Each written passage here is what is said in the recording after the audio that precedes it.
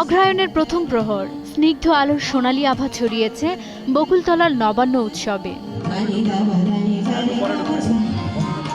আবহমান বাংলার প্রাণের সব গানে মঞ্চ মাতিয়ে শুরু হয় দিনব্যাপী উৎসবের।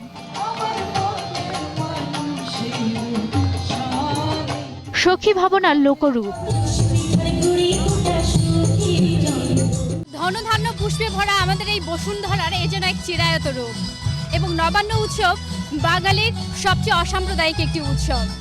আর এই উৎসবকে কেন্দ্র করেই এই যান্ত্রিকতার এই যুগে নতুন প্রজন্মরা শুনছে শেকড়ের গান, সেই সঙ্গে পরিচিত হচ্ছে তাদের চিরায়ত বাংলার রূপের সঙ্গে। মাটির গান আর ছোট ছোট চাওয়া পাওয়ায় সে যেন এক অপরূপ বাংলা। অসাম্প্রদায়িক বাংলার আদি উত্তরসূরিরা নিয়ে আসে নবান্নের পরিবেশনা।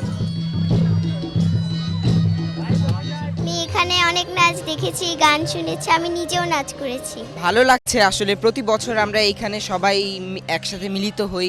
40,000 বছর ধরে বিভিন্ন রূপে ভিন্ন ভিন্ন আয়োজনে উদযাপিত হয়ে আসছে নবান্ন উৎসব।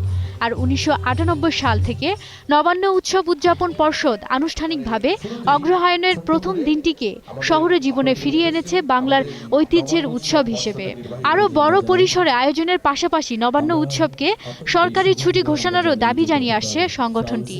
এই যে একটা গ্রাম ভিত্তিক উৎসব ছিল, এখন আমাদের নাগরিক জীবনে কোলাহলে আমরা একটা স্বস্তির নিঃশ্বাস ফেলতে পারি আমরা আমাদের এই 12 মাসে 13 পার্বণ দিয়ে। শেষে থাকে বর্ণিল শোভাযাত্রা। সাবিনা পুথি, 21 টেলিভিশন, ঢাকা।